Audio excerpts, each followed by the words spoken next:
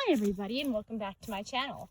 So today I am on a group walk or a pack walk or whatever you want to call it with all four of the dogs. This is Halo's second group walk. We haven't done much of it yet because until now she has not really been able to keep up very well. But because now she's a little bit older, has better stamina, I thought it'd be a good opportunity to talk about social learning in multi-dog households. So when you have a puppy, they're like little sponges, right? They soak up everything that's going on around them. And if you've got multiple dogs for a while, a lot of times puppies will be more focused on learning from your other dogs than they will be from learning on you or from you.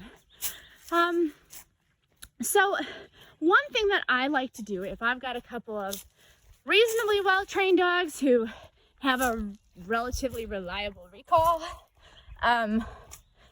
is I will take puppies out and walk with them, right? Or if I've got dogs who don't tend to stray very far, I'll bring them all out together. That way the puppy starts learning to read my body language, how the other dogs respond to it, and it helps teach them expectations that can be really difficult to teach on your own.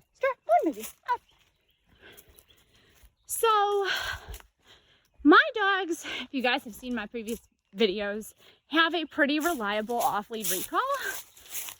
Halo, no, good girl.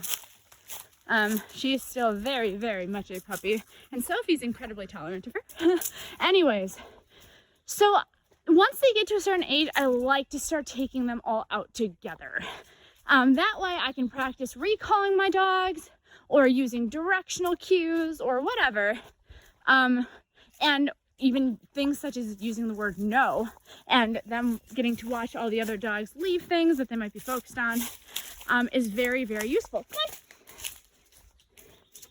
So even right there, if I had Halo up by herself and I just gave a little, come on, she probably would not have acknowledged me, but because my other dogs were receptive to it and they ran off, she followed.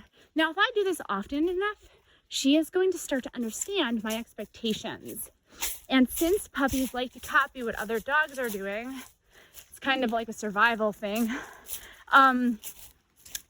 It just makes my job so much easier when I'm trying to train her. So for instance, she's kind of looking back at me on her own. So I want to wait till she gets distracted, right? Hi, cutie. Wait till they all get up ahead a little bit. There she goes. And then I'm gonna, girls, come. And voila.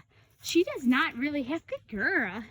Doesn't have a very super reliable off-lead recall, but look at that. Sophie, come here. Right?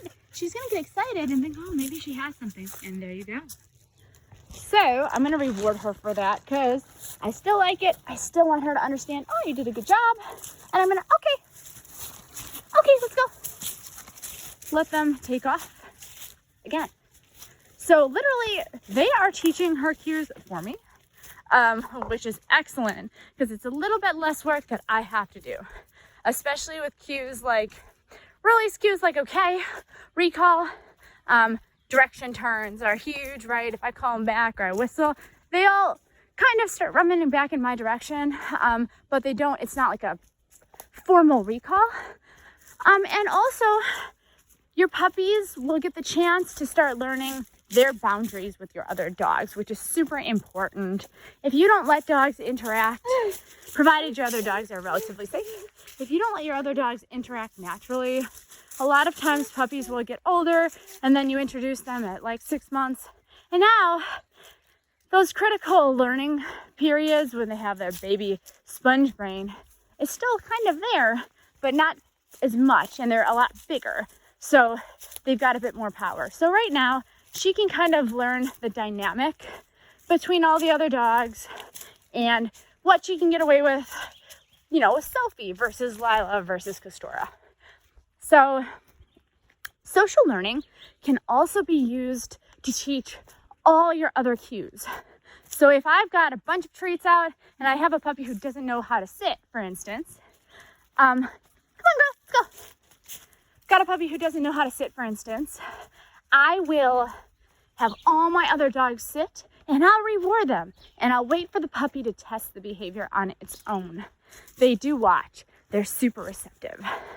So this is just a short tip for teaching puppies. Pretty reliable off-lead recall, right? They start to get conditioned by watching the other dogs do it. And you can accomplish a lot more with social learning. If you like what you saw today, please like this video, subscribe to my channel. I try to put out pretty regular content.